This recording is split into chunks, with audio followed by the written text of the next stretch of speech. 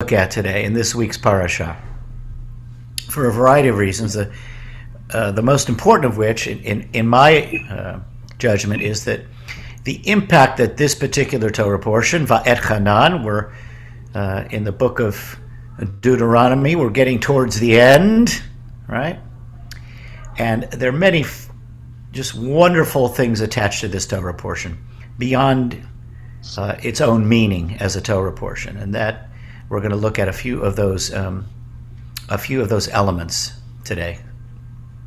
But just to set the stage, we're in a time, this really is just preceding Moses' death, right? And we've been experiencing for most of the summer Moses really kind of understanding that he's not going to be there forever, and he's been giving these long speeches week after week, right? And some of those speeches are tinged with admonishment and warning to the people to get their lives in order, get closer to God, do what God asks of you over and over and over again, right? The mitzvot, the commandments. And this last Torah portion is we're getting close to the end, and Moses' deliveries are more and more urgent. So it's powerful in that regard. But in addition to that, we have a couple of sections in this Torah portion whose impact goes far beyond the Torah portion itself. And they are as follows. We have the following texts in this parasha. First, we have the second version of the Ten Commandments. There are two versions in the Torah, as many of you, I suspect, know. First one appears in the book of Exodus, in that historical moment, Mount Sinai, first tablets smashed, and the second tablets, right? That's one version in Parshat Yitro.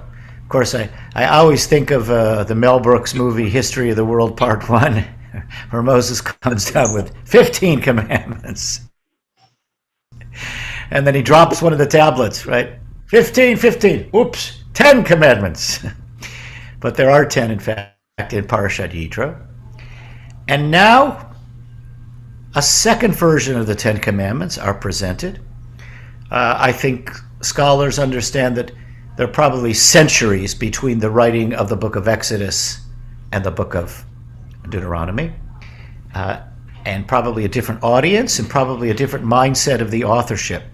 And there are some significant differences between the version in Yitro and the version here in Vaetchanan. Okay? And we'll touch on those when we get into the text itself.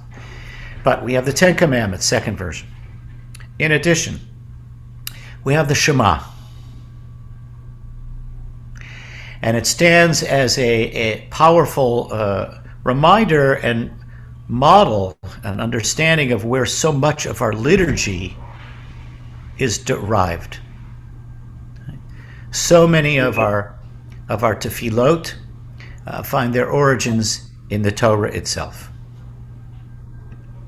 And I can't think of anything more central to our tefillot than the Shema, which includes the Haftarah.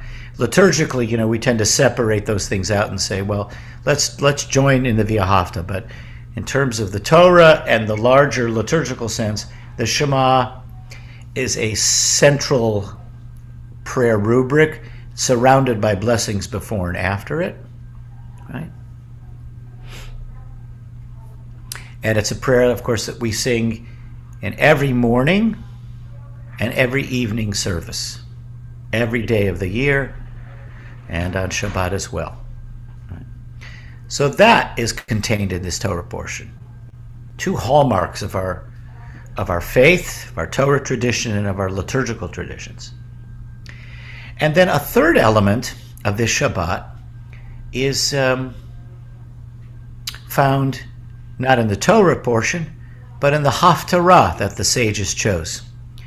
And just to be clear, the Haftarah, as we understand it, is almost always taken from the writings of the prophets, attached to each weekly Torah portion, either because the sages realized there was a thematic connection between the Haftarah and the Torah portion, Originally, the Haftarah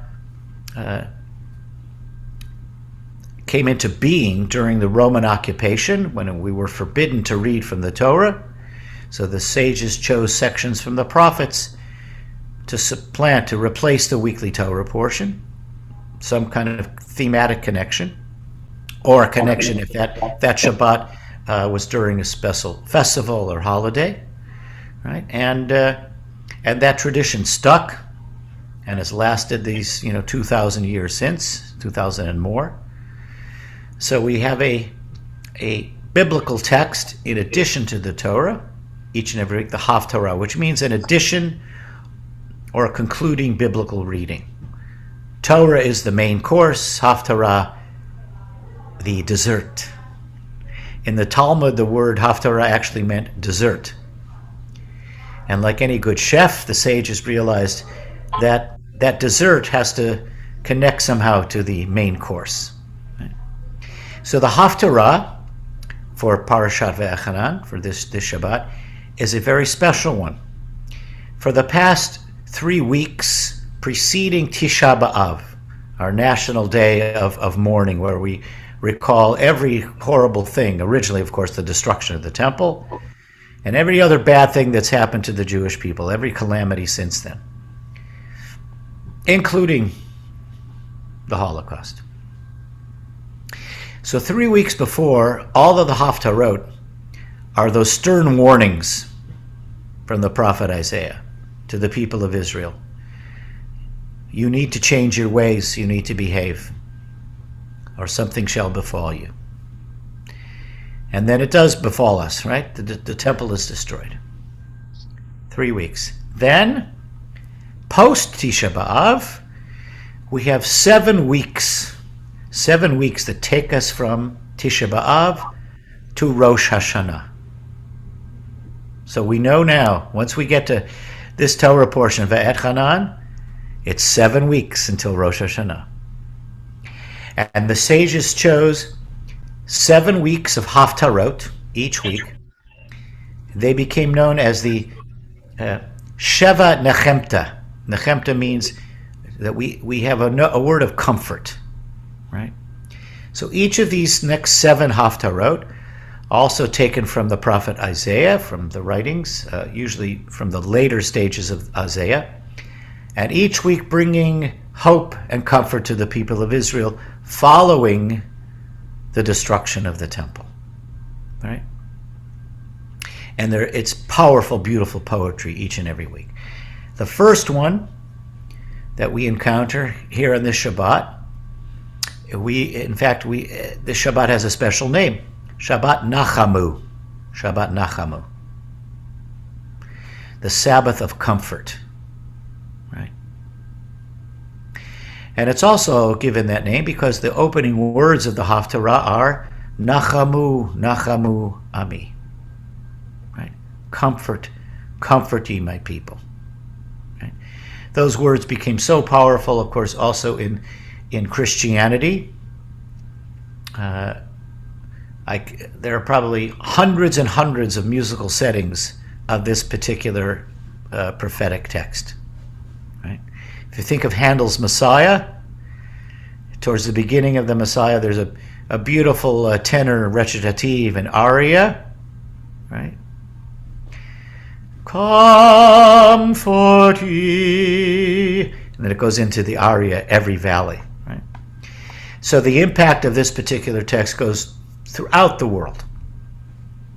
But this Shabbat is known as Shabbat Nachamu, and again, because of the opening words of this particular text.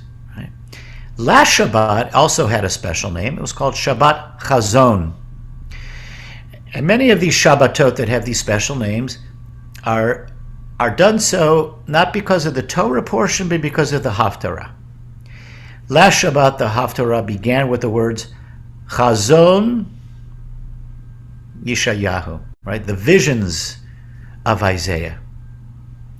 And that last week's Haftarah was the final warning from the prophets to the people of Israel. And so it has this name, Shabbat Chazon. And one interesting liturgical tradition is that once we, these 3 weeks preceding, before Tisha B'Av, we sing dirges, these mournful songs of, in preparation for Tisha B'Av. One of them is an old text called Eli Tzion, and a special melody was attached to that, very mournful tune. And the tradition became that when we sing Lecha Dodi, each of the Friday nights between those 3 weeks before Tisha B'Av, we sing Lecha Dodi, this joyous, beautiful song, to this mournful tune. The original melody is Eli Tzion ve'areha,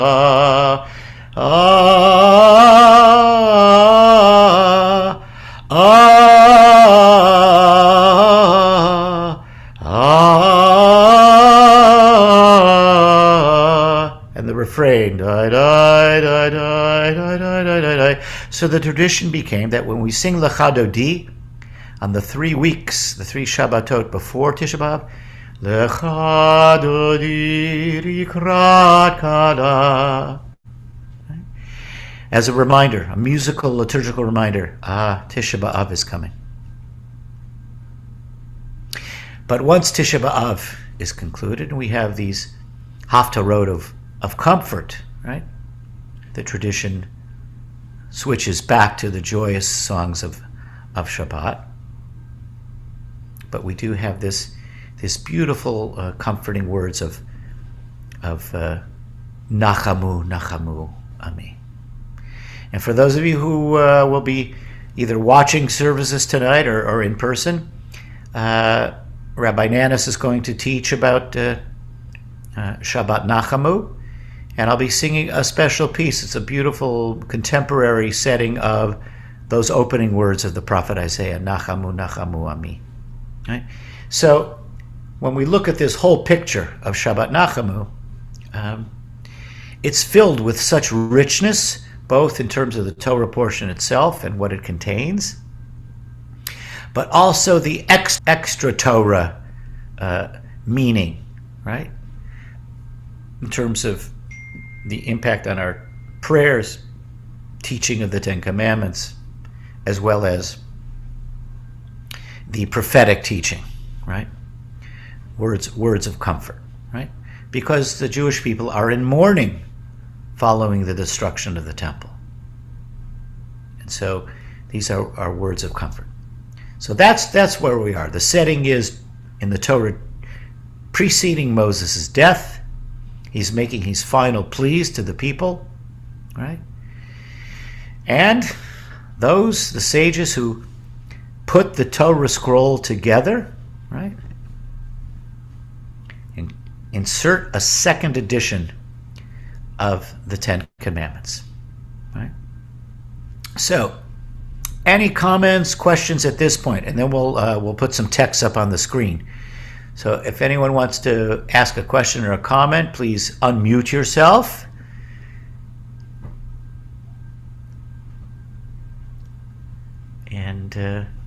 And share.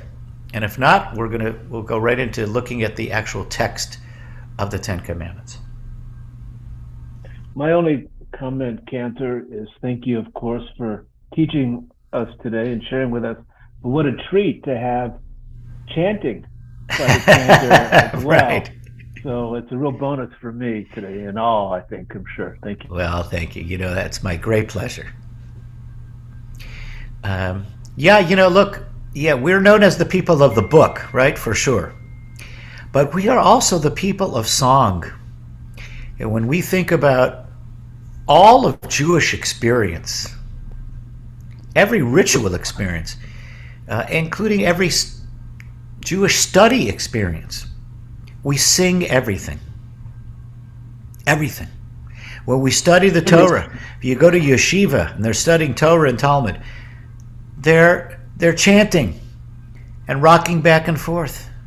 Every blessing, every ritual, whether it's making Shabbat, a funeral, a wedding, a bris, it doesn't matter what the occasion. We sing everything. And we sing the Torah, right? Everything is brought alive through song. Yes, you have a question. I do. It's Miriam speaking. Hi, Mary. Thank you so much, Chazan, for everything that you do for us. Never like to miss your when you're giving it. It's always Very my sweet of you. pleasure. Always my pleasure. And so you talked about singing. I'm going to digress for one moment Sure. and ask you just a favor. It should take about 2.5 minutes, if that long. We just not celebrated, we just commemorated Tisha B'Av last Sunday. That's right.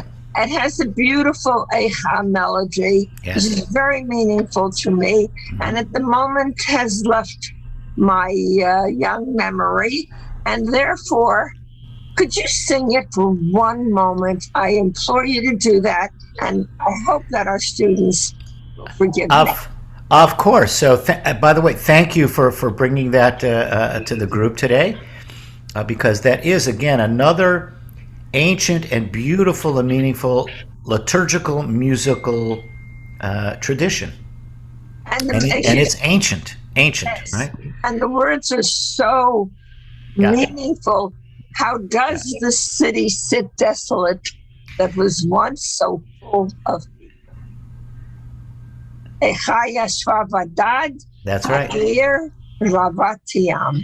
See, I'm so glad I'm in my office, because you're going to give me a moment. I'm just going to turn around here and grab my text of Eicha, and then I'm going to chant it for you. Give me 1 second. Thank you, and I'm sorry to everybody.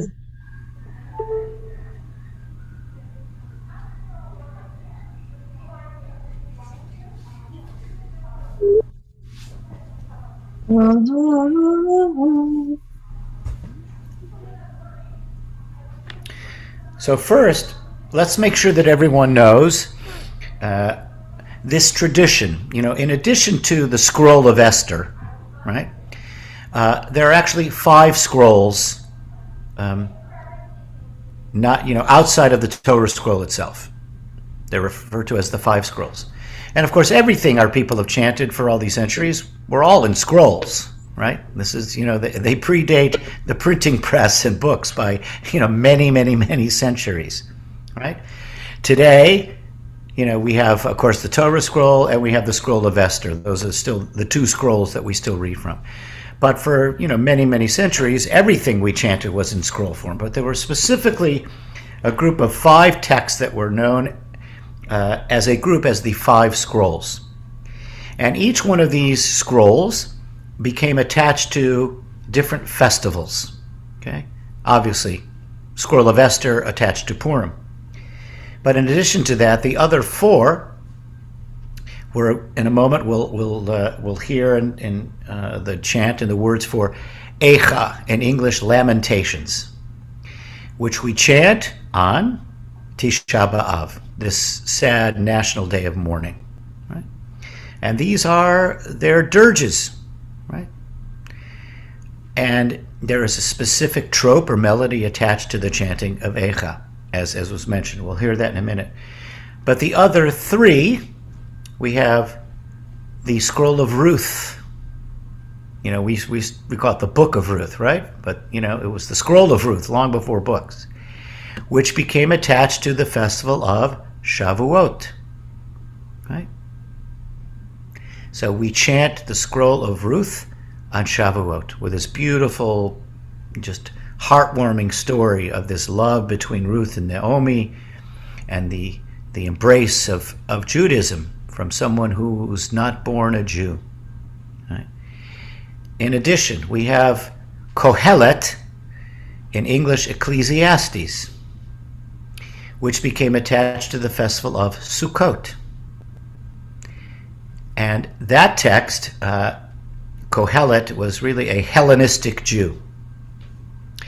Sometime between the 1st and 2nd centuries, and dramatically influenced by Hellenistic Greek-Roman thought. And its philosophy reflects it very clearly. In Kohelet, we have this phrase, Hevel Hevalim ki hakol havel. Futile, futile, all is utter futility. No matter what you do, nothing what you do matters. And at the end of it says, well, so you might as just be good and enjoy your life. That is not a Jewish philosophy, right? But it became a Jewish philosophy. The impact of the Greek Hellenistic world on Jewish thought is profound, and we see it most clearly in the Passover Seder. Right? So Kohelet we chant on Sukkot. And then we have Shir HaShirim, the Song of Songs, this beautiful, purely love, romantic, erotic poetry, which became attached to the festival of Pesach. You know, the sages, all these texts became so popular among the people, and they wanted included in the biblical canon, and the sages had a lot of trouble, accepting it. And what they had to do to insert it into the biblical canon was kind of redefine it, reimagine it. So they decided to, put forth that this erotic love poetry is not really about physical love. It's about the love of God and the people of Israel. Now, if you read those texts, this is not about that. But that's how they justified including it in the biblical canon. Right? And just a word about the chanting. Eicha, Lamentations, which again we're going to hear in a moment, has its own special melodies, okay, that are not applied to any other text. Ecclesiastes, Song of Songs, and the Book of Ruth all use the same melodic trope, and it's the trope for Song of Songs. They all sound the same. And of course the Book of Esther again has its own unique collection of trope melodies. So those are the 5 scrolls. They all became attached to specific holidays during the year. And here is a little bit of Eicha. So let me open up my 5 scrolls.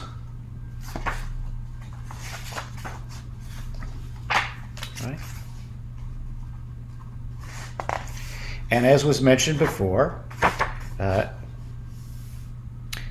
these it's a collection really of moving poetry, right? And some of this text date back, and of course a reference, we're talking about 587 BCE, okay? So, it sounds like this. Eicha yashva badad ha'ir rabatiyam hayta ke'almana rabati v'goyim sarati bamdinot hayta lamas. Those melodies in the trope of Eicha repeat over and over again. It's very simple, repetitive, very mournful. Right?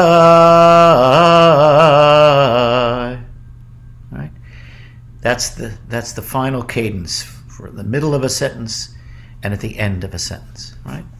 And as I'm following the text here, just like the Torah and all the biblical texts, the cantillation, trope, is applied to these texts, to the entire Hebrew Bible.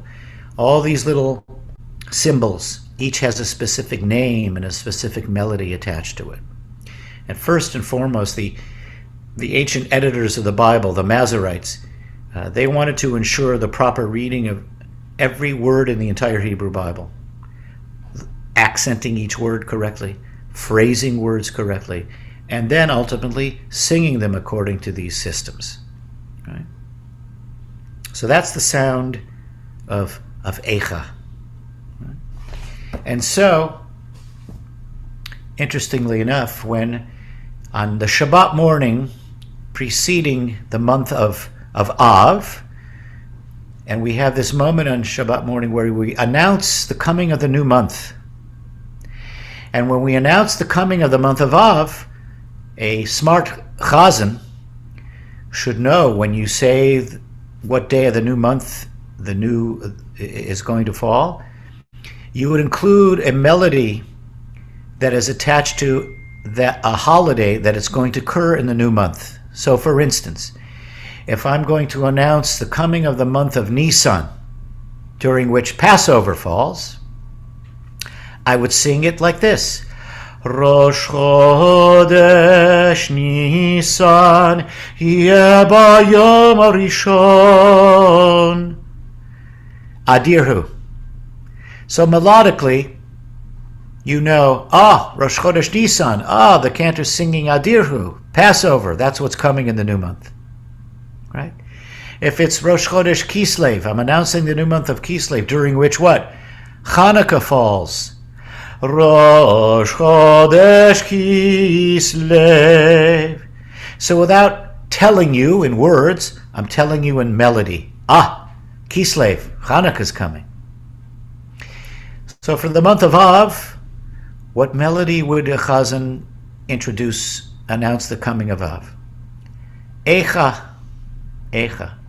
right? Rosh Chodesh Av Yeh Bayom Hashlishi. Now, for most of us moderns, that's actually, not nearly as well known as those popular melodies for the other festivals.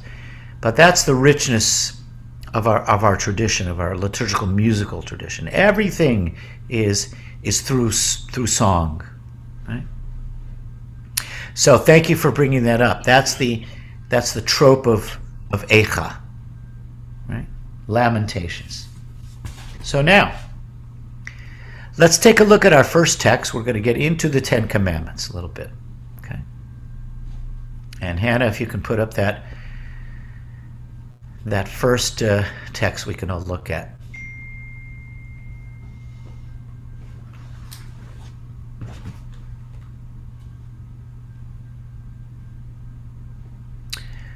And as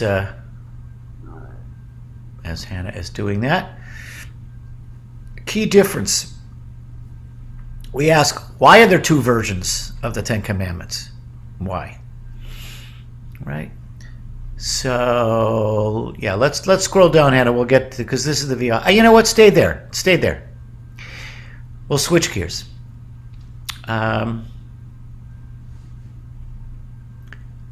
The Via Hafta text, as we mentioned, is found in the Parshat of Vaetchanan, right? And of course, you see it here, the Hebrew on the text here. This is why in our prayer books, when we sing Via Hafta, we also see it notated with the Trope, because it is in fact a Torah text, right? So the tradition became that when we sing Via Hafta in services, we chant it according to the Torah Trope, right? So Hannah, if we can scroll down, and let's see if we can keep going. Let's keep going. What are you looking for? I think we have the text there from the Parsha, which includes the Shema. This one. Yes, there we go. So we should know that in the Torah itself, we have the Shema, and this fabulous scribal tradition. We notice in the first line of Shema, the ayin is large and blackened, and the dalet at the end of Echad is large and darkened. And we have this tradition in our prayer books as well, all because that's the way it is written in the Torah scroll itself. And of course, for centuries, the sages of old and contemporary as well ask, why in the Torah scroll, we're talking centuries ago, many centuries, 2,000 years ago, why did the early scribes who put the Torah together and wrote it, why did they enlarge the ayin and the dalet?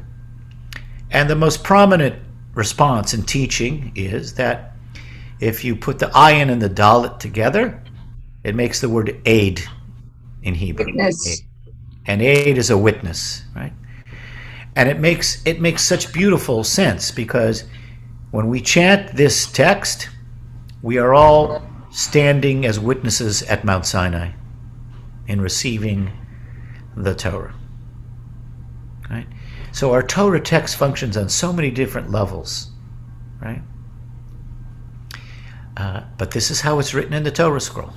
And once the Torah scroll was, quote unquote, finished, nothing could ever be changed in it.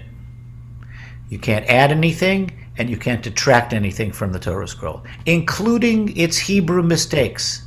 And there are numerous in the Torah. Right? Nothing added, nothing changed, ever.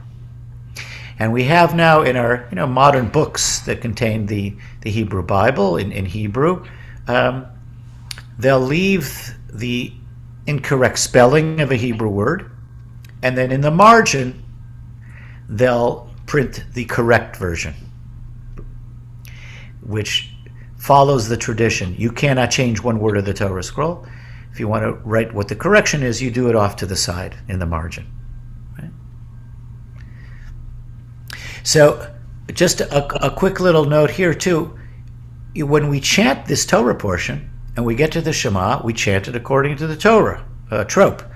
Shema Yisrael, Adonai Eloheinu, Adonai Echad. Now, we never chant it that way in services, but we do when we're chanting this Torah portion. Right? And it's interesting. The very traditional approach to the Shema for centuries, and today still in Orthodox shuls, the Shema is not sung aloud on a daily basis or on Shabbat. It's done privately as a whisper. It became the tradition in Reformed synagogues to sing it out loud. And in a way, it kind of detracts from the power of the singing of Shema, because there's only one time traditionally that we sing the Shema out loud. And that's at the end of Nila on Yom Kippur. The only time we sing Shema, right? And Baruch Shem, we sing the Shema, and then Baruch Shem 3 times, and then that phrase Adonai Hu Elohim 7 times. So traditionally we would never sing the Shema out loud, but when it became the tradition to do so in the Reform movement, back in the 19th century, what's the melody? We all know it. Shema Yisrael, Adonai Eloheinu, Adonai Echad. That melody was composed by the great cantor and synagogue composer Solomon Zulzer, who was the Chazan in Vienna at the Seitengasse Strasse synagogue. I've been working on my German. And he was a great master, and also one of the few Jews of his time who was allowed to go to university and study composition. That synagogue still stands to this day. It was really saved because the synagogue is in the middle of a whole group of very expensive apartment buildings. So the Nazis, didn't destroy it. And it still stands to this day. It's still a vibrant synagogue. And here's just an incredible note. The music director there is the son of Rabbi Karen Fox, Benji Fox. He's the music director there. So Zulzer also is known as the Zulzer Temple because he was so famous, so prominent. Right? So that's a little bit about the musical tradition of the Shema And then we chant the V'ahavta according to the Trope. So let me stop. Any comments? Any questions?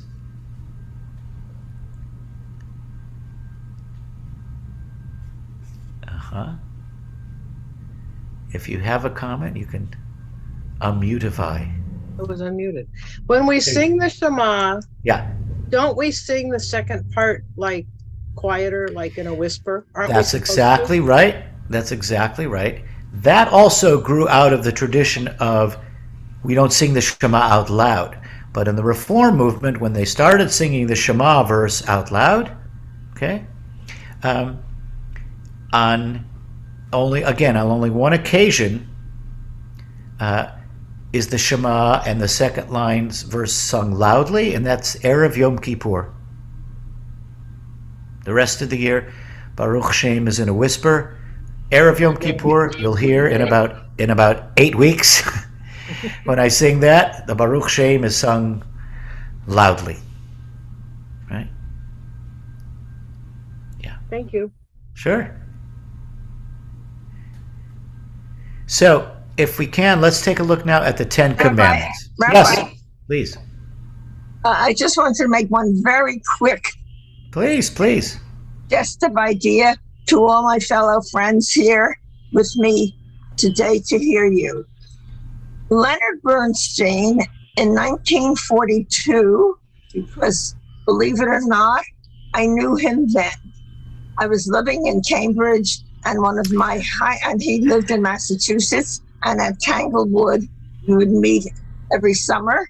Oh, boy. One of the highlights of my life, I'm sure. we actually knew each other.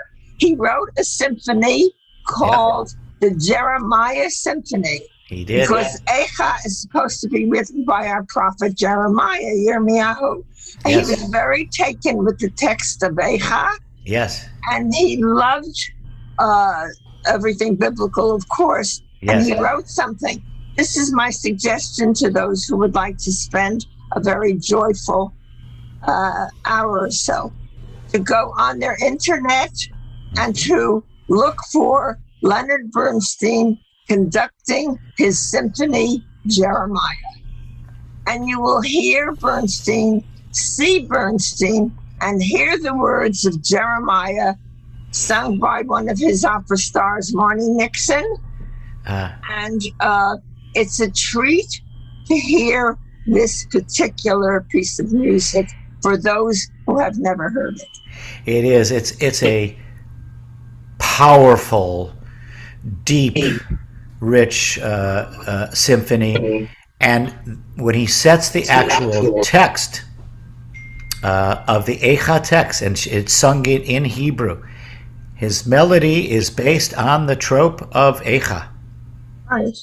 Yeah, and it's beautiful. Even though- Thank you for mentioning that. Yes, it's a treat just to hear it. That it is. That it is. All right, let's take a look now at our 10 Commandments. And as Hannah finds this, there we go. Okay, so it starts in verse 6, right? We're familiar. If you look at verse 6, right? Anochi Adonai Elohecha, I am the Lord your God, Asher Hotzeiticha me'eretz Mitzrayim mi'beit avadim. Now, I want to point something out for everyone, that this text, there's a tradition about chanting the Ten Commandments. If we look at another volume of the text, we'll see that there's 2 sets of trope signs over all these words. It is even in this case. So, if you look at the first word, Anochi,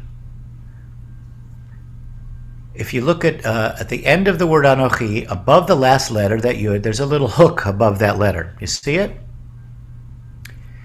That's a trope sign called Pashta. Sounds like this. Pashta. But at the same time, if you look under the last letter, the Chaf, there's another little hook under that syllable. Right?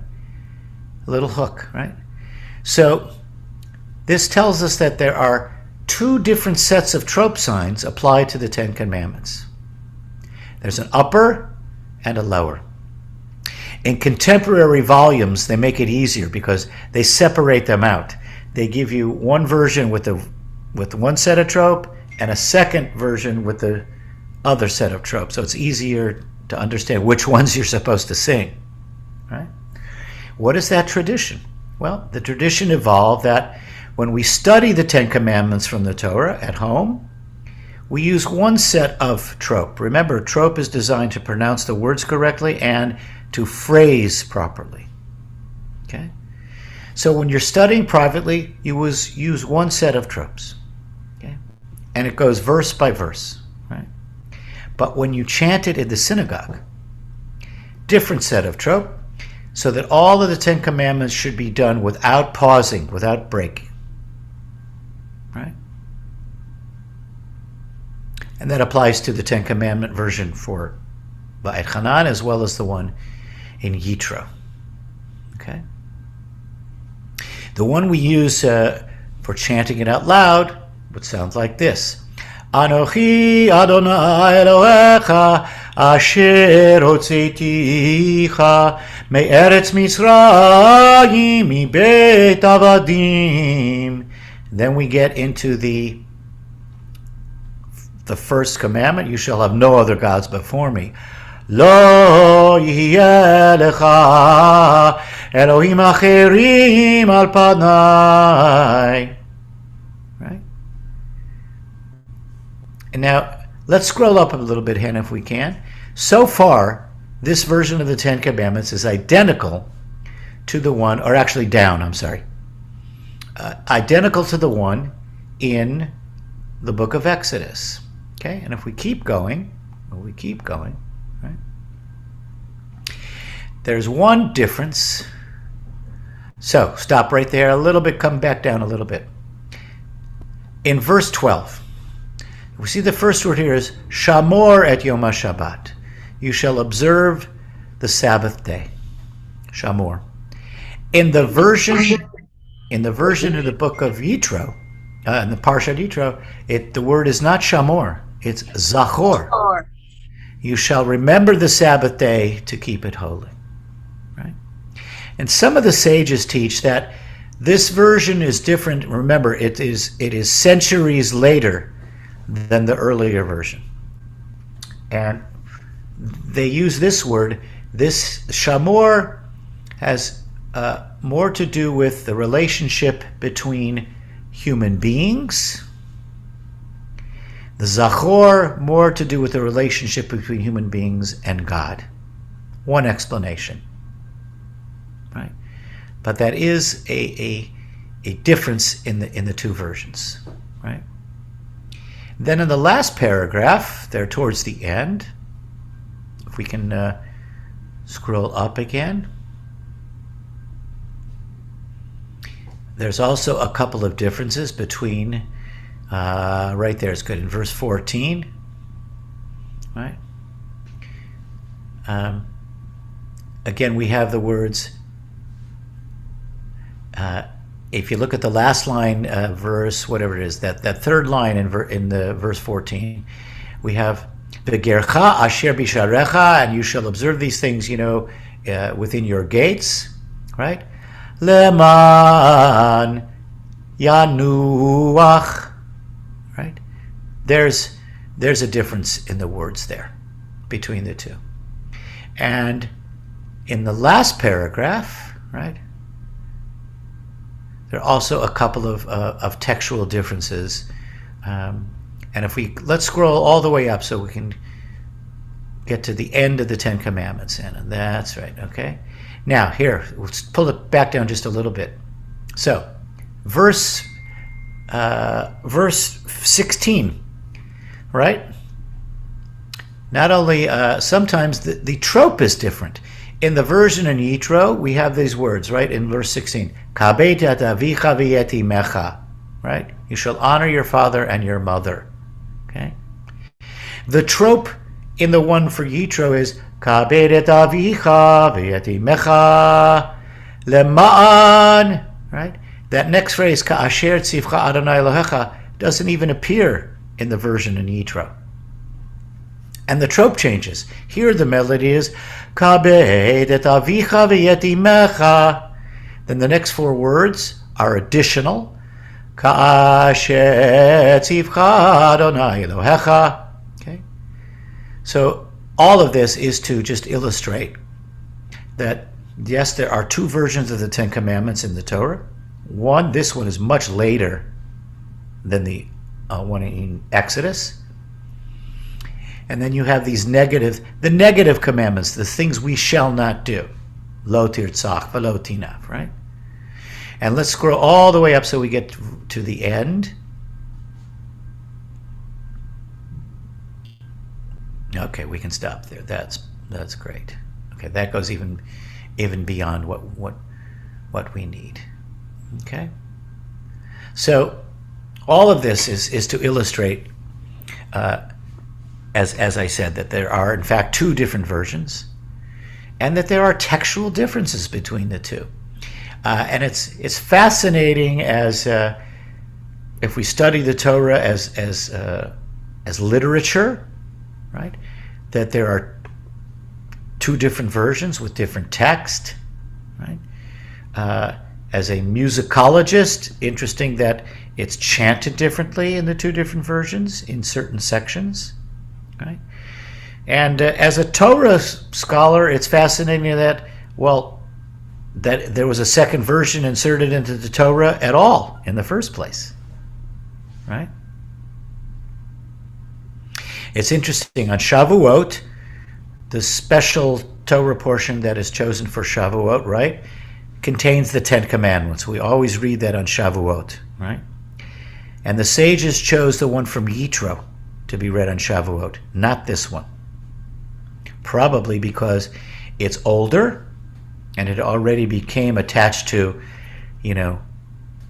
what is Shavuot? Zaman Matan Toratenu, the time for the receiving, the giving and the receiving of the Torah. So they chose the older version to be read there. So this version from Vaetchanan is read only once a year on Shabbat Nachamu, right?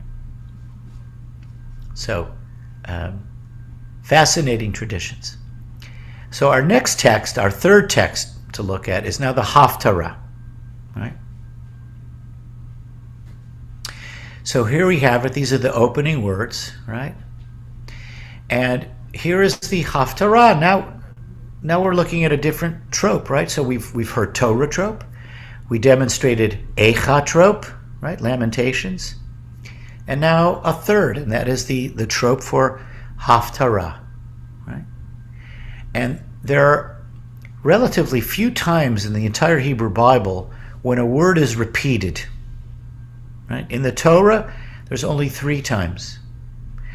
And probably the most memorable one is Adonai, Adonai, El Rachum V'Chanun, right? Which we chant in the Torah service on festivals and on the high holidays. And it's the only time where God's name is repeated 2 times in a row. Adonai, Adonai. And even in the writings of the prophets, very few times are words repeated, but they are right here. So important. And this is poetry. And why would a word be repeated? For emphasis, right? Emphasis. So here's the chant. Nachamu, Nachamu, Ami, Yomar Elohechem, Daberu Alev Yerushalayim, V'karu Eleha, Ki Malat Tzva, Ki Nirtza Avona,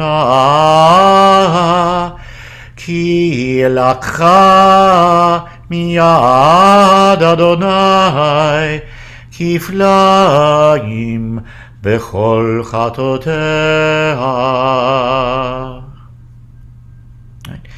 Here, what is the poetic imagery? Jerusalem. It's the city of Jerusalem is a being. It's not an inanimate object, right? It's the dwelling place of God. and we're mourning the destruction of the temple in Jerusalem, as if a sacred human being has been defiled. And the poetry is just palpable. Right? So these three extraordinary liturgical Torah prophetic traditions all coming together on Shabbat Nachamu, Parashat Vaetchanan, the Shema, the second version of the Ten Commandments, and this beautiful poetry, words of comfort, that all are attached to the calendar, right? Our incredible calendar. Now, the 7 weeks, the march towards Rosh Hashanah, from Vaetchanan right up till Rosh Hashanah. And of course, when any rabbi or chazan gets to Shabbat Vaetchanan, there's a little bit of energy. Some of it comes with a little fear, a little anxiety. It's like, Rosh Hashanah is 7 weeks. I better get ready, right? So it's also a Shabbat of a call to awareness, right? To begin our journey to inner reflection, right? So, Vaetchanan, Shabbat Nachamu. There it is, standing or sitting on one foot. So we can take the text away. Thank you, Hannah, so much for making this all happen. And any questions, comments, discussion? Now we have time. Just thank you for making things so clear, or so much more clear. My pleasure. I hope this is being recorded. I'm gonna share your comment with my wife and daughter. They should know. Dad, what are you saying? I don't know. A lot of people think I'm very clear. There, very clear. Right? So, thank you for those comments. And Dee has her hand up. Indeed. Yeah. Yes, please. Is the reason that this is a Shabbat of comfort because it's also associated with Tu B'Av, which is kind of like Valentine's Day and about love? You know, that's a really interesting question. I think that that in and of itself, I think, was a gesture to bring comfort, right? The Tu B'Av itself, to insert some kind of lightness, right, to these previous dark weeks and Tisha B'Av itself, right? There is a tradition too that's both a Torah tradition, it's a rabbinic tradition when it comes to sermons, and even the Haftarah, that you have to end on a note of hope. You can't conclude on a dark, negative place. And it's interesting, the Haftarah, the week before Passover, right, ends with the notion that Eliyahu Hanavi, that Elijah the prophet will come to announce the Messiah. But then the text states something very negative, and all those, who oppose will be destroyed. So what did the sages do? They went back and repeated the note of hope that Elijah will come to announce the Messiah at the end. They added it to the end because they realized you can't end on that note, a Haftarah. You've got to have a nechemta. Nechemta. We end with something hopeful. Shabbat Nachamu, that word means hope, comfort, right? And that teaching became traditional and customary for rabbinic sermons.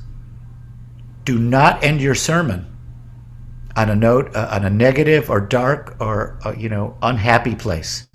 You've got to offer a nechemta, a note of hope, comfort, something, right? And that rabbinic tradition goes all the way back to this parsha. Yes.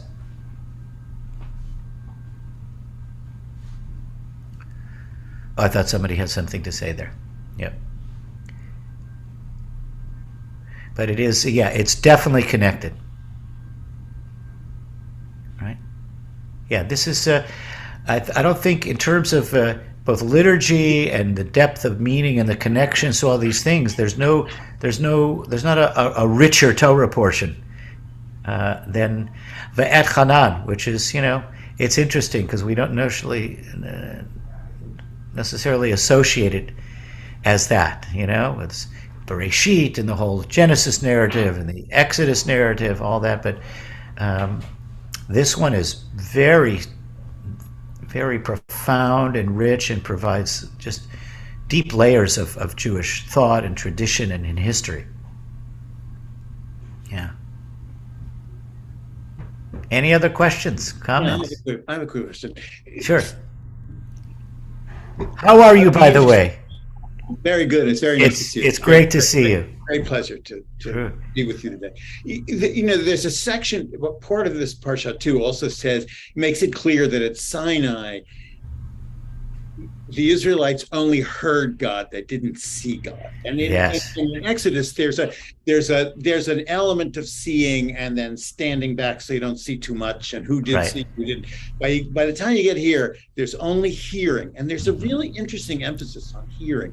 And when you were talking about the chanting and the music and the history, I thought there's something where the religion becomes an auditory phenomenon in this Parshat. Am I correct? Without question. Without question. I was tempted to say something about this earlier, but now you've really shined the light on this. That several years ago, I became aware of an author who's also a neuroscientist and musician, and he teaches at McGill University, has for many years. His name is Daniel Levitan, Levitan. Happens to be a Jewish guy. He wrote, his first book was This is Your Brain on Music.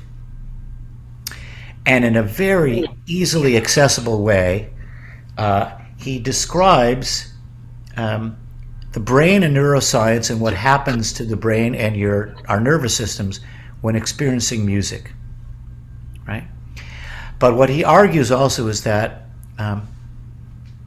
music is what shaped the human brain, not the other way around, over time.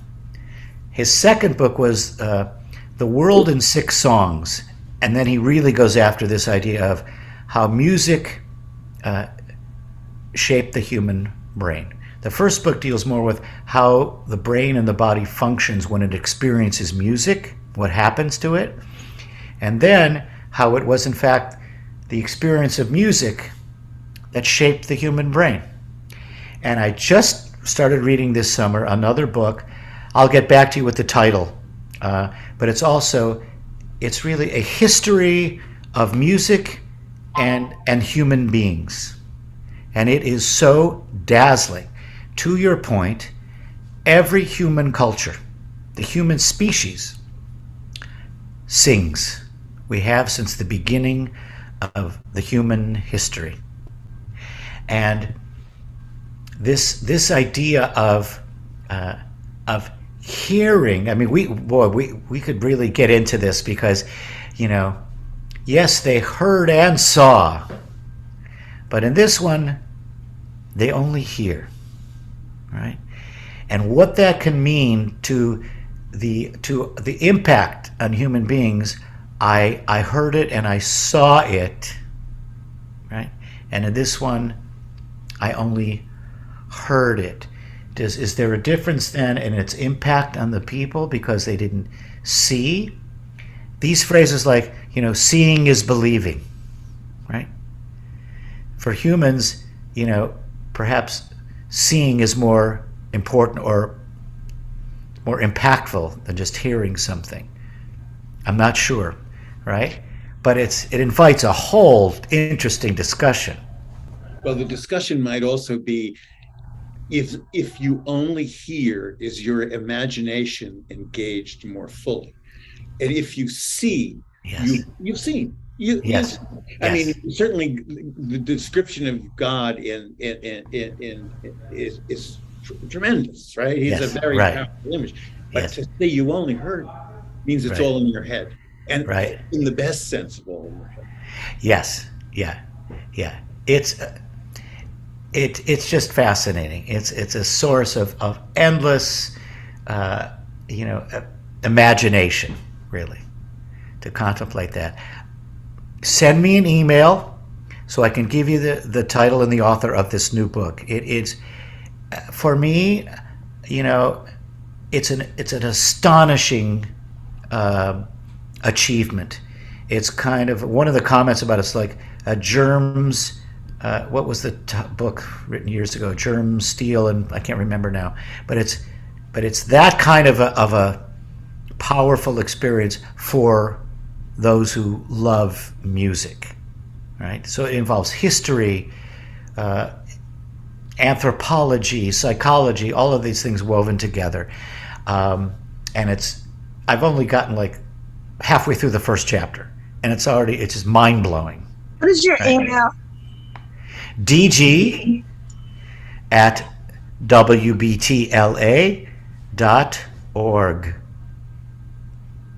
Yeah, please send me that, and I'll send everyone the title of these books. One more time, please. DG for Don Gurney, DG at WBTLA, Wilshire Temple LA.org. If you just look him up on Amazon, all of his books are. Daniel Levitin, yeah, you can find. Right now, I can't remember the name of the other. I think it's Spitzer. One is The Organized Mind. And then that's his most recent one. Right, and then there's for those of us who suffer from ADHD, I tried reading his book, The Organized Mind, but I was too unorganized to remember to read it. It's sitting on my desk right here as a reminder how unorganized I am. The other one is Successful Aging. Yeah, that one I haven't encountered, but and then the other two, the music ones. Yeah, that are more specifically connected to music itself, and he gets into Hebrew chant too. Both he does, and this new one as well talks about it. So it's just fascinating stuff. Thank you. You're welcome, everyone. It was a privilege and an honor to share today. It was our privilege and our honor. Well, thank you. Well, I hope you'll see me tonight on live stream, and maybe a few of you live and in person. I'll tell you, these last the Friday nights here outdoors at the Irma's campus, it's been so beautiful. I mean, it's just those heavenly Santa Monica evenings. It's 6 o'clock and it's warm, but there's that cool breeze, and we had like 150 people last Friday night. So. Think about that. All right. Shabbat shalom, everyone. Shabbat Have a shalom. truly peaceful and comforting Shabbat. Right? Shabbat shalom. We don't even want to think about what's going on in the rest of our world. Boy, do we need comfort this weekend. Turn off your TVs and your radio and just. Oh, I know. It's so hard to, but boy. Shabbat shalom. Thank you, Cantor. Shabbat shalom. Bye-bye. Shabbat shalom. Take care. Thank you. Bye-bye. You're welcome.